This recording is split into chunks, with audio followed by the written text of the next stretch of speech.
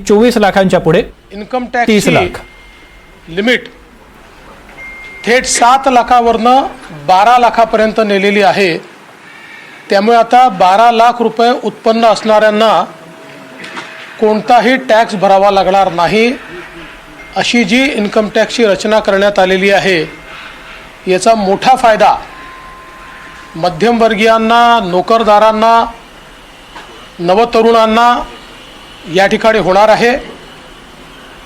याच्यामुळे एक मोठं डिस्पोजेबल इन्कम हे मध्यमवर्गीयांच्या खिशात येणार आहे आणि ते जे काही इन्कम आहे ते खर्च केल्यामुळे देशामध्ये मागणी किंवा डिमांड ज्याला म्हणतो ती देखील मोठ्या प्रमाणात वाढणार आहे, ज्याचा उपयोग देशाच्या MSME क्षेत्राला मोठ्या प्रमाणात होणार आहे, त्यातनं रोजगार निर्मिती देखील होणार आहे। त्यामुळे मला असं वाटतं की या अर्थसंकल्पामध्ये अतिशय बोल्ड स्टेप ज्याला आपण म्हणू शकतो, अतिशय धीरानं घेतलेला अशा प्रकारचा हा निर्णय निश्चितपणे भारताच्या आर्थिक इतिहासातला मैलाचा दगड ठरेल असं माझं मत आहे। यासोबत विशेषतः शेती क्षेत्रामध्ये 100 जिल्हे आयडेंटिफाय करून त्याच्यामध्ये शेती विकासाची मोठी योजना राबवण्याचा निर्णय असेल किंवा नवीन पल्सेस मिशन असेल, पहिल्यांदा केंद्र सरकारने घोषणा केली आहे की तेलबियांच्या संदर्भात जी काही व्हॅल्यू चेन तयार होईल त्याच्यामध्ये 100% खरेदी केंद्र सरकार करणार आहे आणि हमीभावाने करणार आहे।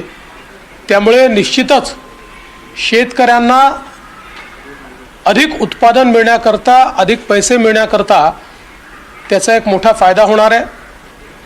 मासेमारी करणाऱ्यांकरता देखील जी काही क्रेडिट लिमिट 3 लाखाची होती ती 5 लाख बिनव्याजी करण्यात आलेली आहे, ज्याचा फायदा मोठ्या प्रमाणात होईल। आणि शेती क्षेत्रामध्ये खूप मोठ्या प्रमाणात विविध प्रकारची गुंतवणूक देखील सरकारने घोषित केलेली आहे। यासोबत MSMEच्या क्षेत्रामध्ये विशेषतः जी काही क्रेडिट एन्हान्समेंट असेल, लिमिट वाढवणं असेल, यामुळे MSMEच्या क्षेत्राला सर्वाधिक फायदा होईल। आपल्या एकूण उत्पादन क्षेत्राच्या 36% MSMEचं क्षेत्र पण सर्वाधिक रोजगार देणारं क्षेत्र असल्यामुळे त्याचा विशेष फायदा होणार आहे। आणि सर्वात महत्त्वाचं महाराष्ट्राकरता, कारण आता महाराष्ट्र हे देशाचं स्टार्टअप कॅपिटल झालेलं आहे आणि स्टार्टअपमधनं सर्वाधिक रोजगाराची निर्मिती होते आहे।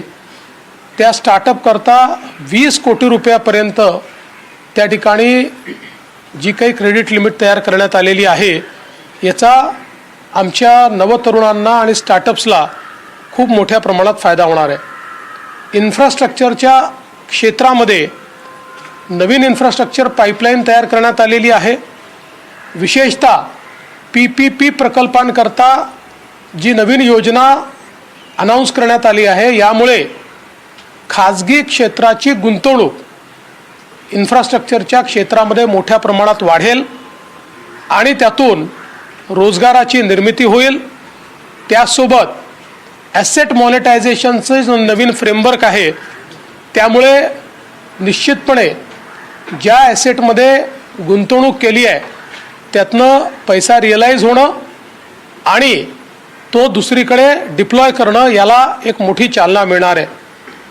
विशेषतः युवांकरता वेगवेगळे जे मिशन या ठिकाणी अनाऊन्स करण्यात आलेले आहेत ते अत्यंत महत्त्वाचे आहेत आणि त्यांच्या स्वप्नांना भरारी देणारे आहेत। खरं म्हणजे आपण जर बघितलं तर 21व्या शतकातला हा अर्थसंकल्प विकसित भारताचा अर्थसंकल्प आहे। भारताला गतीने पुढे नेणारा अर्थसंकल्प आहे आणि भारत हा प्रगल्भ अर्थव्यवस्थेकडे चाललेला आहे आणि त्याचसोबत सर्वसमावेशक अर्थव्यवस्थेकडे चाललेला आहे। या दोन्ही गोष्टी या अर्थसंकल्पातनं आपल्याला पाहायला मिळतात। हे अतिशय चांगलं काम केल्याबद्दल देशाचे प्रधानमंत्री माननीय मोदीजी आणि सन्माननीय निर्मलाजी यांचे मी मनापासून आभार मानतो, अभिनंदन करतो। हिंदी में सर। आदरणीय प्रधानमंत्री मोदी जी के नेतृत्व में हमारी फाइनेंस मिनिस्टर निर्मला सीतारमण जी ने एक